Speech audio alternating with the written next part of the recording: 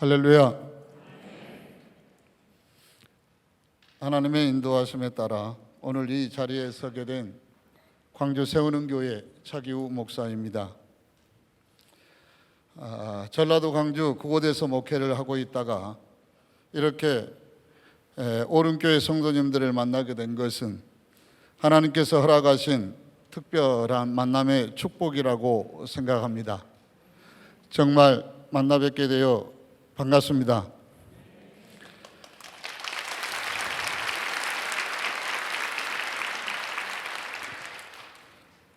지난주에 오른교회 금요 기도회 간증 요청을 받고 마음이 많이 두근거렸습니다. 좀 차분해질 줄 알았는데 오늘 이 시간에는 더 그런 것 같습니다. 처음에 주성화 목사님의 연락을 받기 전까지는 다니엘 기도회 시작 전 21일간 준비 기도회가 있고 준비 기도회 마지막 행사로 이루어지는 집회인 줄로 알았습니다.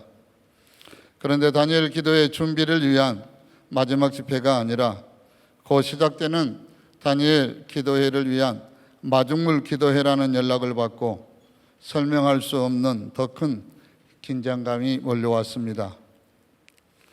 왜냐하면 저는 마중물이라고 하는 것이 무엇인지 그 의미를 잘 알고 있기 때문입니다. 저는 시골에서 자랐습니다.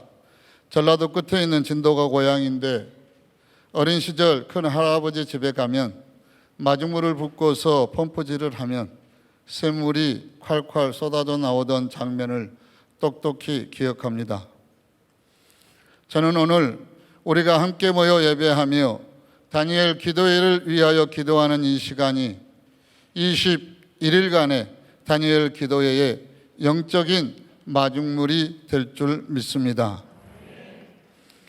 그렇게 떨린 마음으로 하루하루 기도하고 있는데 포항에서 대학교에 다니고 있는 딸에게 안부 전화가 왔습니다.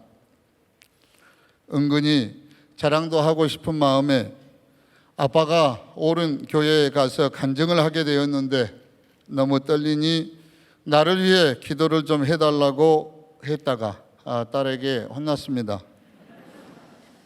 긴장을 왜 하냐고, 자만하지 말라고. 하나님이 하시는 일이지 아빠가 뭔데 긴장해.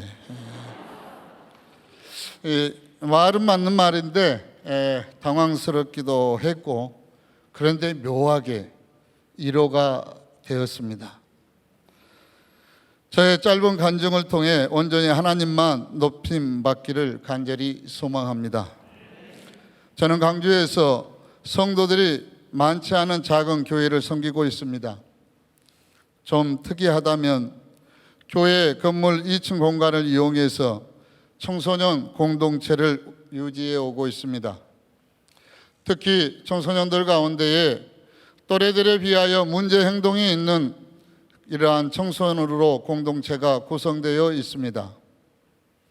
가출을 자주 한다거나 학교에서 폭력에 관한 문제를 일으킨다거나 나쁜 버릇으로 가정이나 이웃들에게 피해를 입혔거나 건강에 좋지 못한 약물을 한다거나 부모가 통제하기 힘들고 선생님들이 통제하기 힘들고 경찰이나 법원에서도 걱정하고 있는 비행 청소년들이 공동체에서 함께 생활합니다. 주변 목사님들께서는 어떻게 그 힘든 일을 하느냐고 걱정의 말들을 하지만 사실 저에게는 힘들다기보다는 하나님께서 저에게 너무도 잘 맞는 사역을 허락하여 주셔서 시작한 이후 지금까지 감사한 마음으로 이 사역을 이어가고 있습니다. 저희 공동체는 50여 평 되는 공간에 작게는 10여 명, 많게는 40여 명, 어떤 때는 80여 명이 살아야 했었습니다. 이런 열악한 환경도 걱정이지만 주변에서는 가정에 어려움이 있어서 문제 행동이 있는 아이들로 인한 염려 섞인 걱정을 많이 해 주셨습니다. 그럼에도 불구하고 공동체의 아이들은 계속해서 불어났습니다. 아버지나 어머니가 찾아와서 아들을 교육시켜달라고 요청을 합니다. 다른 사람들의 요청에 대하여 거절이 쉽지 않은 성격이라 요청하면 받아들였습니다. 아이들이 생각보다 많아지기에 지혜롭게 운영해 보겠다는 생각을 해서 조금 말을 잘 듣게 된 아이들은 일주일 동안 3일은 공동체에 4일은 집에서 생활하는 일을 반복하도록 하였고, 그에 미치지 못한 아이들은 4일은 공동체, 3일은 집, 5일은 공동체, 2일은 집, 6일은 공동체, 하루는 집. 새로운 아이들에게는 약 1개월 이상 매일 공동체에서 생활하도록 이렇게 운영했습니다. 남자 사역자들이 3명 정도 상시 함께 생활해야 했었고, 아내를 비롯한 여자 사역자들이 주방과 행정 및 검정고시와 같은 교육을 담당해서 봉사를 했습니다. 각 학교에서 짱이라고 하는 아이들이 많게 되었고, 한순간 방심하면 폭력이 일어날 수도 있어서 많이 신경 써야 했습니다. 이렇게 많은 아이들과 살다 보니 여기저기에 소문이 났습니다. 광주광역시에는 경찰서가 5군데가 있습니다. 그 경찰서의 아동 청소년계 직원들은 우리 공동체를 잘 알게 되었고, 목사인 저를 가까이 했습니다. 가출이나 실종된 아이들을 찾다가 찾기가 어려우면 저를 찾아옵니다. 공동들을 거쳐간 아이들과 생활하고 있는 아이들이 워낙 발이 넓어서 경찰들이 며칠을 찾아도 찾지 못하던 아이들을 짧게는 30분도 안 되어 찾게 되는 일들도 생겼습니다. 이렇게 해서 청소년들과 청소년 관련 기관의 사람들에게 공동체가 많이 알려졌습니다. 가정법원 판사님들과 청소년 전문가들이 정해진 날에 방문하여서 청소년 문제에 대하여 같이 고민하는 일들도 생겼습니다. 일이 이렇게 되다 보니 법무부로부터 문제 행동이 있는 청소년들을 위해 지도할 수 있는 기회가 자주 주어졌습니다. 아이들은 매일 자유시간을 허락받고 밤 9시 30분이면 공동체로 들어와야 했는데, 그 시간이 되면 동네가 시끄러워집니다. 1분이라도 늦으면 3, 40인분의 설거지를 하도록 했는데, 그 많은 설거지를 하지 않으려고 시간을 정말 잘 지켰습니다. 자유시간을 1분이라도 더 보내고 정확히 9시 30분에 맞추어 뛰어오다 보니 매일 이 시간이면 뛰어오는 아이들로 인하여 동네가 시끄러워졌습니다. 동네 이웃들이 이 사역을 시작할 때 그때는 불편하게 여겼지만, 어느덧 동네 공원이나 여기저기에 불량스럽게 보이는 아이들이 보이지 않게 되고, 아이들이 왜 밤마다 그 시간이 되면 시끄럽게 뛰어다니는지를 알게 된 동네 주민들은 오히려 재미있게 여기는 분위기가 되었습니다. 10여 년 동안 1년이면 100여 명의 아이들이 공동체로 찾아오게 되었고, 가정법원에서도 소년원에 보내기 전 의무적으로 생활해야 하는 아이들을 바르게 지도해 달라고 보내주었습니다. 이렇게 10여 년 동안 많은 아이들과 생활을 했었는데, 3년 전부터 공동체의 아이들이 급격히 줄어들게 되었습니다. 그 이유는 잠시 후 말씀드리겠습니다. 주일 오후 예배는 찬양 예배로 드렸습니다. 공동체를 거쳐간 아이들도 주일 예배에 참석하다 보니 장의자 옆 통로까지도 간이 의자를 준비해야 했습니다. 찬양 인도자의 인도에 따라 율동을 하기 위해서 뛰다 보면 교회 예배당 바닥이 생각 이상으로 출렁거렸기 때문에 전문가에게 안전진단을 받은 기억도 있습니다. 소문은 지역을 초월해서 서울에서도 경상도에서도 아이를 맡아달라고 찾아오는 일이 생겼습니다. 이름 있는 정치인의 아들도 있었고, 경찰서장 아들도 있었고, 무당 아들도 있었고, 목사님, 장로님, 집사님들의 자녀들도 맡겨져 왔습니다. 저는 목사입니다. 그럼에도 하나님의 뜻을 잘 모르겠다는 이러한 마음이 커져갔습니다. 아이들을 왜 이리 많이 보내시는지, 언제까지 이렇게 살아가야 할지 알 수 없었습니다. 청소년들이 엄청 먹여드는 시기라 한 달에 200kg이 넘는 쌀이 필요했습니다. 정말 무지막지하게 먹습니다.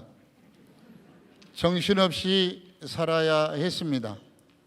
우리는 이렇게 정신없이 살아야 했는데 하나님께서는 이러한 상황 가운데 아이들의 가족들을 한 사람씩 성도가 되도록 하셨습니다. 지금 우리 교회 교인들은 거의 대부분이 아이들과 관련된 가족들입니다. 성도가 늘어나자 운영 경비의 부담이 줄어들었고 아이들에게 보다 좋은 추억의 일들이 만들어졌습니다. 저의 과거를 되돌아보면 하나님께서 내 인생에 특별히 개입하셔서 저로 하여금 하나님을 믿지 않으면 안 되게끔 몰아가셨습니다. 저 또한 우리 공동체에 있는 수많은 청소년들처럼 청소년기에 많은 문제 행동으로 인하여서 부모님과 가족들을 힘들게 했던 사람입니다. 부끄럽지만 청소년 때부터 예수님을 믿기 전까지 저로 인해서 힘들었던 사람이 참으로 많았습니다. 어떤 선생님은 저를 향하여서 지상 최대 못난 놈이라고 그렇게 말씀하셨습니다. 어떤 선생님은 생활 기록부에다가 구제불능이라고 이렇게 기록해 놓기도 했습니다. 그런데 하나님께서는 이러한 사람을 하나님의 백성으로 부르셨습니다. 그리고 놀랍게도 목사가 되게 하셨습니다. 목사가 되게 하시더니 문제 행동이 있는 아이들과 함께 할 수 있도록 저의 사역을 이끌어 가셨습니다. 그러던 중 저의 사역 가운데에 중요한 한 사건이 일어나게 됩니다. 2018년 10월 28일 큰 사고가 일어났습니다. 공동체에 있었던 한 아이가 오토바이를 몰래 빌려서 공동체 다른 아이 2명을 데리고 오토바이를 돌려주려고 가다가 커브길에서 속도를 감당하지 못하고 중앙선 침범하여서 마주오던 차량과 정면 충돌 사고가 났습니다. 사고 당시 병원에서는 3명의 아이가 생명이 위험하다고 하였습니다. 그 말을 듣는데 정말 하늘이 무너지는 것만 같았습니다. 그때의 일들을 다 설명드릴 수는 없지만 정말 하나님의 놀라운 은혜로 말미암아 3명 중 2명의 아이들은 수술 후 몇 달 후에 완전히 회복되어 퇴원할 수 있었습니다. 이건 역시 정말 기적 중에 기적이라고 할 수 있습니다. 그런데 문제는 맨 뒷좌석에 탔던 아이가 그때 의식을 잃었는데 아직까지 지금까지 의식 회복이 되지 않고 병원에 누워 있다라는 것입니다. 이 사고는 저에게 많은 변화를 가져오게 했습니다.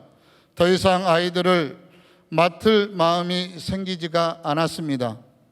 의식을 잃은 아이가 의식을 회복할 때까지 다른 아이들을 받아들일 수가 없다고 마음이 먹어졌습니다. 더 많은 아이들을 받아들이는 것보다 지금으로서는 병원에 누워 의식을 회복하지 못하는 이 아이에게 집중해야겠다는 생각이 들었던 것입니다.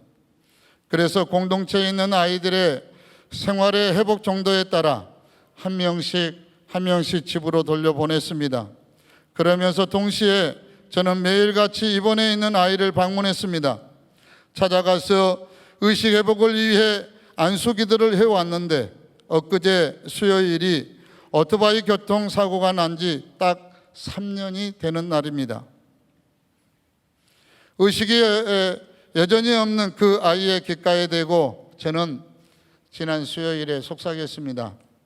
목사님이 서울 가서 너의 이야기를 성도님들과 나누고 중보기도 요청을 하고 오겠다라고 말해 주었습니다. 의사는 회복이 불가능하다고 합니다. 회복될 가능성이 1%도 안 되니 기대하지 말라고 아주 단호하게 이야기했습니다. 그 아이의 부모는 저에게 아이를 맡겨놓고 이혼을 하려고 계획을 했었는데 현재 아이의 사고로 이혼을 하지 못하고 있는 상태입니다. 아무 표현도 하지 못하는 이 아이를 위해 안수 기도를 하고 나올 때마다 하나님께 묻습니다. 하나님, 언제까지 이대로 두시렵니까? 하나님의 뜻은 무엇입니까? 이 아이로 인해서 제 마음이 무너지는 날들이 참으로 많습니다. 우리 성도님들께서도 생각나실 때마다 이 아이를 위해서 기도해 주시기를 바랍니다. 이번 다니엘 기도의 기간에 의사는 소망이 없다고 말하지만 진정한 의사 되시는 하나님께서 이 아이를 온전히 치유해 달라고 함께 기도해 주시기를 바랍니다. 그래서 이 아이가 이번 다니엘 기도회의 간증의 주인공이 되도록 함께 간절히 기도해 주시기를 바랍니다. 심적으로 육적으로 참으로 지쳐 있고 무너져 있는 저의 이러한 상황을 알게 된 주변의 목사님들께서 다니엘 기도회에 대하여 알려주었습니다. 바로 시작하라고 했습니다. 너무도 적극적으로 여러 목사님들이 권하자 다니엘 기도회가 궁금하기도 했습니다. 그리고 뒤돌아보니 교회 개척한 후 너무 바쁘게 살아서 교회 전체가 집중하여 기도한 시간을 갖지 못했음을 깨닫게 되었습니다. 그리고 마침 그때 그 시기에 공동체에서 함께 생활을 하다가 청년이 된 아이들의 좋지 않은 소식이 들려오기 시작했습니다. 어떤 이는 절도로, 어떤 이는 강도로, 어떤 이는 마약 중독으로, 심지어 자신에게 모멸감을 느끼게 한 사람의 생명을 잃게 만드는 아이도 있었습니다. 그렇게 보람으로 여겼던 청소년 사역, 천여 명의 아이들을 위해 사역을 했다고 자랑하기도 했는데 결국 이 청소년 사역이 실패라는 생각에 빠져들기 시작했고 목사로서 너무나도 견디기가 힘들었습니다. 결심을 했습니다. 다니엘 기도에 대하여 잘 알지 못하지만 기도밖에는 지금 소망이 없다라고 선포했습니다. 그리고 교인들과 함께 다니엘 기도회를 통해 하나님의 은혜를 구하기로 결심했습니다. 이렇게 해서 아무것도 모른 채 다니엘 기도회가 시작되었는데 제 자신이 제일 걱정이었습니다. 정신을 차려보니 다니엘 기도회 기간이 너무 길었던 것입니다. 보통 한 번에 3시간씩, 그것도 21일간이나 기도회를 하는 이 일이 도중에 중단하게 될 수도 있을 것 같은 불길한 생각이 들었습니다. 그런데 그 모든 것은 괜한 걱정이었습니다. 다니엘 기도의 첫날부터 말로 설명할 수 없는 엄청난 하나님의 은혜를 받게 되었습니다. 김은호 목사님의 말씀처럼 영적 기념비를 세우겠다는 각오로 하나님께 매달렸습니다.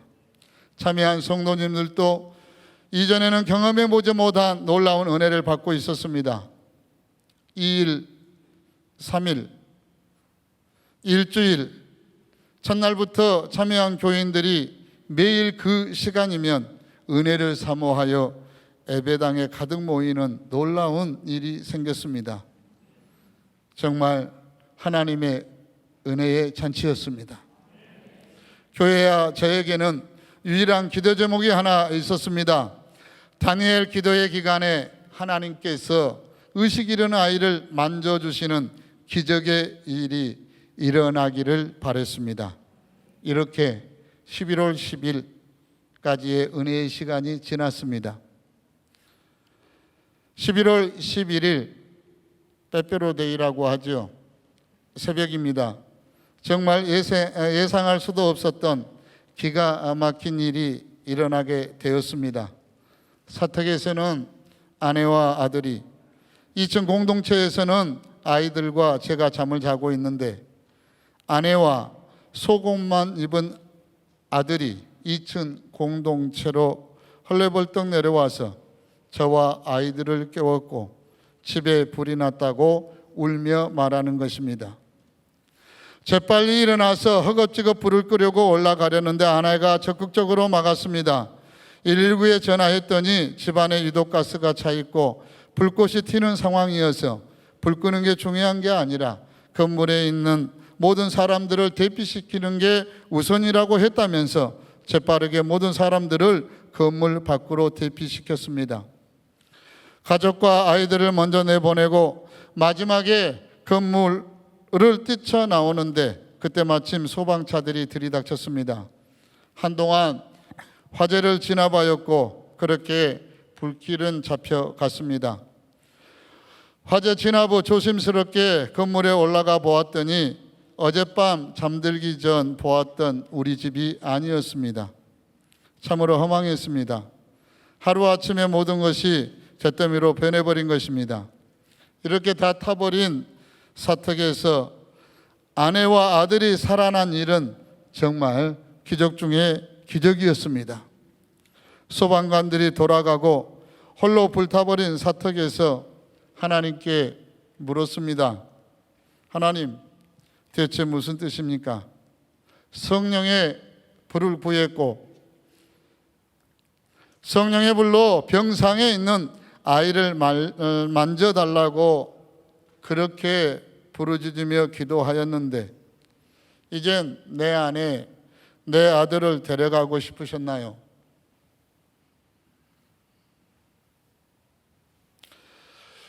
내가 무엇을 잘못했지요? 도저히 마음을 감당하기가 어려워서 불타버린 그 자리에서 도망치듯 나와 버렸습니다. 운전하면서 계속 내 안에 계신 하나님께 묻습니다.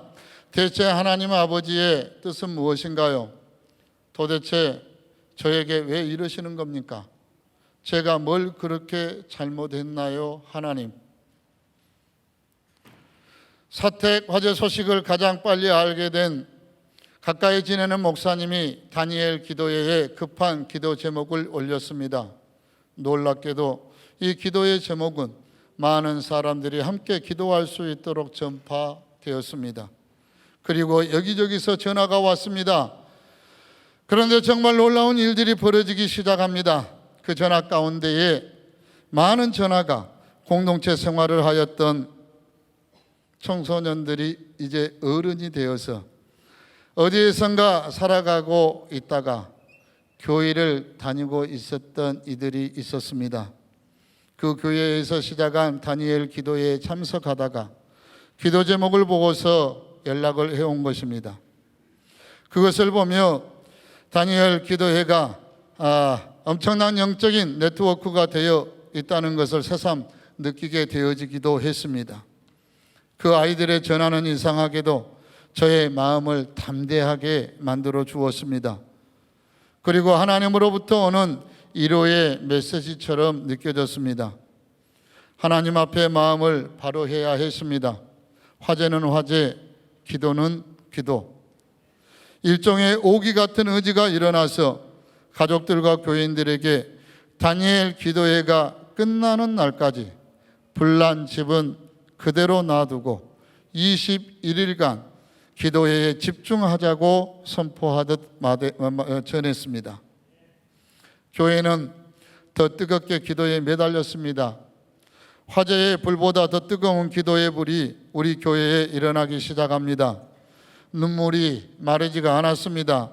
상황은 절망스러웠지만 다니엘 기도회를 통해 성도들과 기도하면 할수록 하나님의 일하심을 느껴졌습니다. 그렇게 신기하게도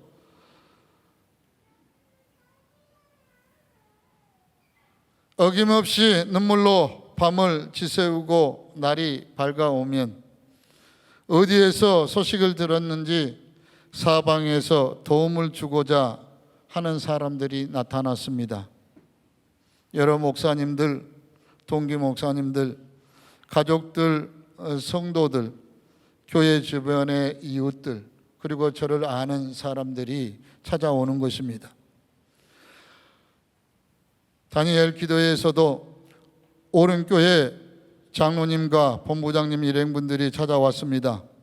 그리고 강주에서 다니엘 기도회 협력교회 목사님들이 찾아왔습니다. 정말 협력교회 목사님들의 사랑과 섬김은 그 어떤 일호와 성김보다도 큰 것이었습니다. 처음 만나는 목사님들인데 함께 다니엘 기도회를 한다는 이유로, 강주 지역에 있다는 이유로 그렇게 많은 사랑과 관심을 쏟는 것을 보면서 다니엘 기도회에 대한 고마움, 하나님께서 기뻐하시는 다니엘 기도회라는 것을 철저히 느끼면서 마음에 소원을 했습니다. 어려운 일 당하게 되어지는 그러한 소식이 들려왔을 때에 나도 먼저 달려가야 되겠구나. 정말 생각지 못한 큰 도움을 받게 되었습니다. 너무도 고마운 마음, 그러나 송구스러운 마음이었습니다. 공동체를 통하여 청년이 된 아이들이 직장생활, 아르바이트 하면서 번 돈을 모아서 저에게 전해줍니다. 그때의 그 마음 여러분들은 잘 모를 것입니다. 그 청년들이 전해준 봉투를 손에 들고 예배당으로 가서 축복했습니다. 그리고 그 봉투 그대로 헌금으로 드려야 한다는 마음의 소리에 순종했습니다. 다니엘 기도회 가운데에 성도들의 기도와 성도들의 마음은 섬기는 교회의 뿌리가 든든해지도록 해 주었습니다. 원하지 않게 이상가족처럼 생활하게 된 목사의 가정을 장로님들이 마음 아파하며 돌봐주셨습니다. 살림의 모든 것을 잃어버렸지만 성도들의 고마운 마음을 많이 얻게 된 계기가 되었습니다. 재미난 일들이라고 표현하면은 좀 그렇겠지만 사택에 불이 날 것이 마치 정해진 일인 것처럼 여겨지는 이야기를 전합니다. 공동체 사역을 함께 하다가 가정을 이루기 위해서 보험회사를 다니게 된 한 집사님이 계십니다. 그리고 그 집사님께서 공동체에서 성장한 청년 2명에게도 보험 일을 함께 하자고 권면했습니다. 2년 전 그때 보험을 시작하게 된 아이 중에 처음으로 시작하게 된 직장 생활에 힘을 얻으라고 없는 형편에 제가 들어준 보험이 있었습니다. 그 당시 들어줄 마땅한 보험이 없어서 건물화재 보험을 들었던 것입니다. 이 생각이 번뜩 난 것입니다. 자동 이체되어져서 빠져나갔기 때문에 기억에도 없었습니다.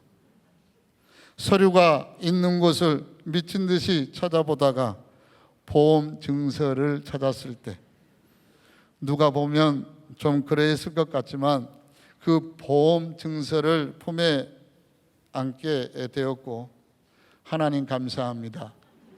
하나님 감사합니다. 목사 많이 못났지요? 저도 그렇게 생각이 되어지곤 했습니다. 그런데요, 그 화재 보험이 그렇게 좋은 보험인 줄은 나중에야 알았습니다. 당시 마이너스 교회 재정 하나도 사용하지 않고 사택공사가 마쳐졌습니다. 예비하신 하나님의 은혜라고 밖에는 표현하기가 어렵습니다. 그뿐만이 아닙니다. 불이 난 것을 알려주는 화재 경보 시스템이 있지요. 화재 몇 달 전 소방서에서 소방 점검이 나왔는데 오래된 건물이라서 소방 설비가 엉망이라고 했습니다.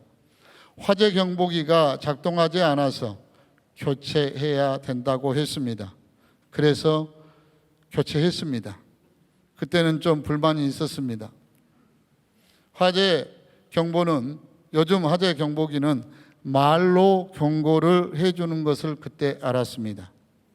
화재가 발생하기 시작한 새벽 5시경, 다른 때 같았으면 새벽 기도의 시간입니다.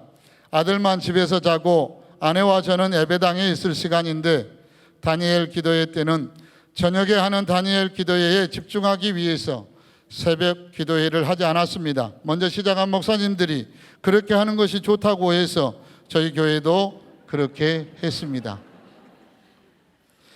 늘상 그 시간이 되면 새벽 기도회로 일어나 있었던 습관 때문에 깊은 잠에 들지 않았던 아내에게 유독가스를 감지한 화재 경보기에서 화재 발생이란 여자 목소리가 나는 것이 들렸습니다. 아내는 무슨 일이 있나 싶어 거실로 나왔고 거실 천장에 이미 검은 연기로 가득 채워져 있는데 오래된 김치 냉장고 뒤쪽에서 불꽃이 튀고 있었다고 합니다. 119에 전화했더니 지금 화재 지나면 큰 위험이 생기게 되어지니까 얼른 사람만 대피시키라고 하였고 순종자라는 아내는 아들을 깨워서 급히 2층 공동체로 내려온 것입니다. 그때의 모든 상황을 하나하나 짚어보면 하나님께서는 피할 길을 미리 예비해 놓으셨던 것입니다. 믿음 약한 목사가 하나님의 계획하심과 예비하심을 신뢰하지 못하고 불타버린 상황만 보고 하나님을 원망했던 모습들이 너무나도 부끄럽게 여겨졌습니다. 그렇게 다니엘 기도에 21일간 마쳐졌습니다. 그러나 아쉽게도 바랬던 아이의 의식은 회복되지 않았습니다. 그리고 사택은 불타버리고 잿더미가 되었습니다. 상황만 보면 우리 교회의 다니엘 기도회는 완전 실패라고 할 수 있습니다. 그러나 그렇지가 않습니다. 하나님은 회복해 하시고 다니엘 기도회를 통해 새롭게 일하셨습니다. 기도회 기간이 끝나고 사택의 공사가 시작되었습니다. 다 걷어내고 새로 꾸미는데 2개월 정도 걸렸습니다. 모든 것이 새 것으로 변했습니다.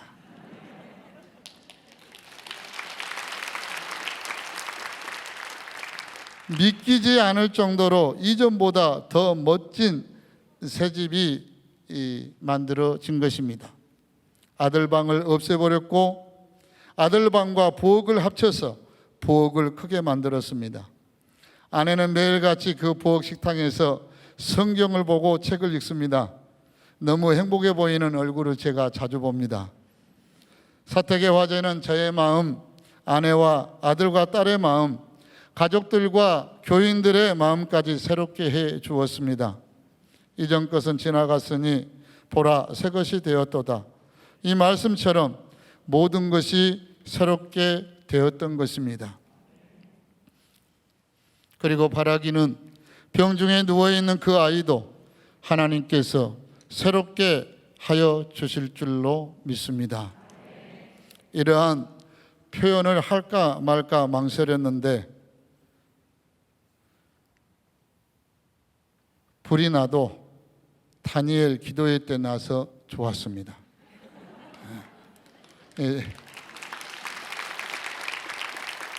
송구스럽지만 정말 진실한 제 마음의 표현입니다. 지금 우리 교회는 또 한 번의 다니엘 기도회를 준비하고 있습니다. 이번에는 어떠한 일을 하실까? 어떠한 은혜를 주실까? 그러한 기대가 큽니다. 다니엘 기도회 기간에 일어난 그 불의 효력이 저는 1년이 지나서 끝난 줄 알았습니다. 냄새도 이제 거의 나지 않습니다. 집에 들어갈 때마다 버튼을 누르고 들어가게 되어지면 아직도 새집 냄새가 가득합니다.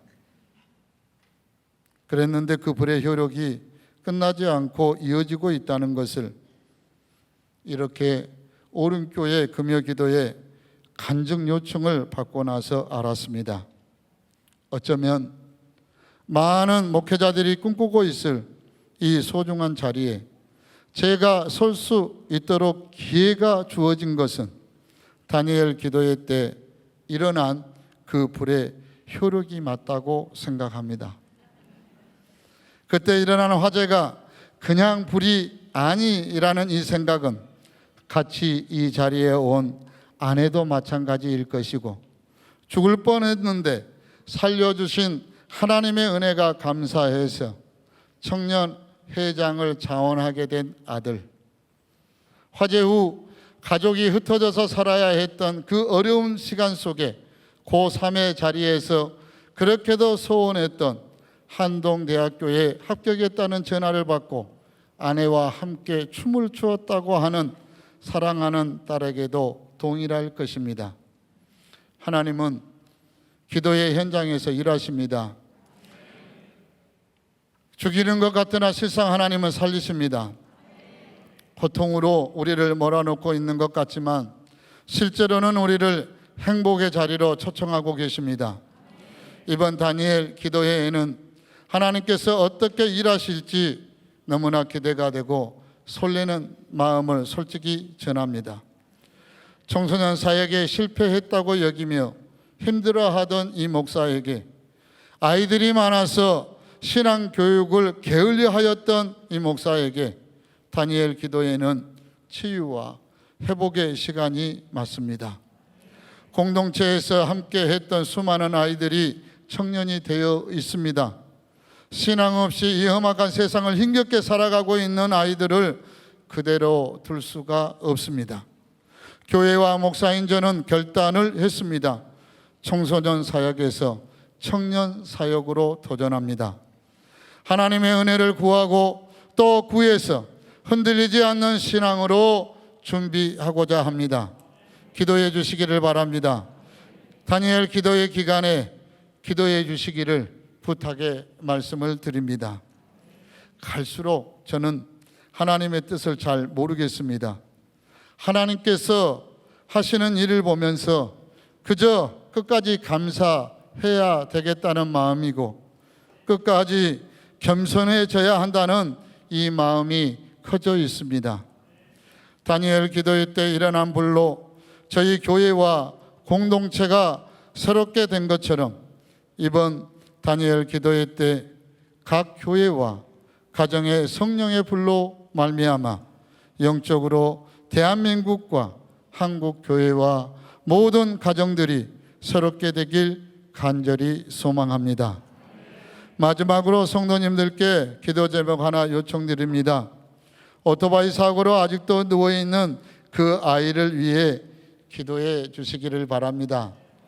잊어버릴 수도 있겠지만 기억하시는 분들이 꼭 있더라고요. 20살의 김정식 형제입니다. 생기기도 너무 잘생겼습니다.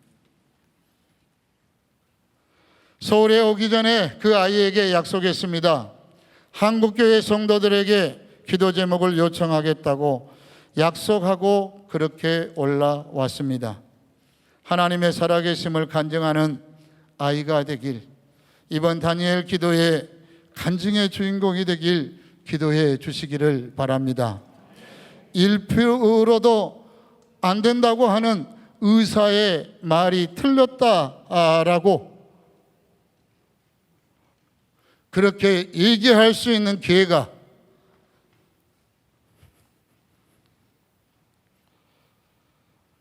목사인 저에게 주어진다면 다시 시작하게 되어지는 사역, 청년 사역으로 바뀌지만 그러나 그 아이들은 청소년 때 저와 공동체에서 합숙하면서 살았던 이들입니다. 이들에게 하나님의 살아계심을 분명히 보여주고 싶은 간절한 소망이 있습니다. 사랑하는 성도 여러분, 저는 이번 사건을 통해 참으로 많은 것을 배우게 되었습니다. 하나님은 신실하십니다. 하나님은 우리 기도에 응답하시는 분이십니다. 하나님은 우리를 치유하십니다. 하나님은 우리의 작은 신음소리에도 반응하십니다. 그리고 무엇보다 하나님은 역전의 하나님이 맞으십니다. 저는 그때 약속했습니다. 주변에서 다가와 사랑의 손길을 베풀어 주었던 그들을 바라보면서 송구스러운 그 마음에 하나님, 믿음의 형제들이 어려움을 당한다면, 특히 불이 나서 어려움을 당한다 하게 되어지면 제가 가장 빨리 달려가는 사람이 되고 싶습니다. 그러던 어느 날 강원도의 홍천에 있는 화방교회에 화재가 났다는 소식을 들었습니다. 망설이지 않았습니다. 여기저기 말씀드려서 챙겨야 할 것 챙겨서 쏜살같이 달려갔습니다. 그 목사님 사모님을 배울 때에, 인사를 하게 될 때에, 작년 11월 11일 다니엘 기도회 때에 사택에 불이 났던 집의 목사입니다 라고 했더니 그 목사님의 눈에서 눈물이 흐르면서 우리는 형제로서의 보듬고 울었던, 위로하였던 기억이 있습니다. 경기도 시흥에 있는 소망교회에 불이 났다는 소식을 들었습니다. 망설임 없이 그곳에 달려갔습니다. 가서 목사님을 배웠고 또 그렇게 소개했습니다.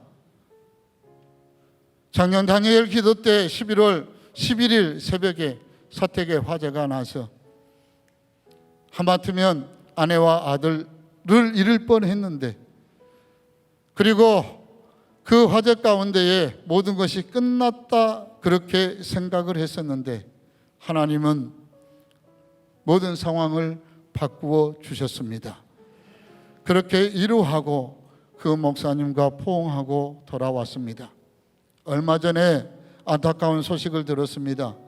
그리터기 교회에 담임 목사님 부부가 사택에 화재가 나서 딸 아이를 구하려고 하는 가운데 그 화재더미 속에서 떨어져 가지고 다쳐서 병원에서 의식이 없다는 소식을 들었습니다.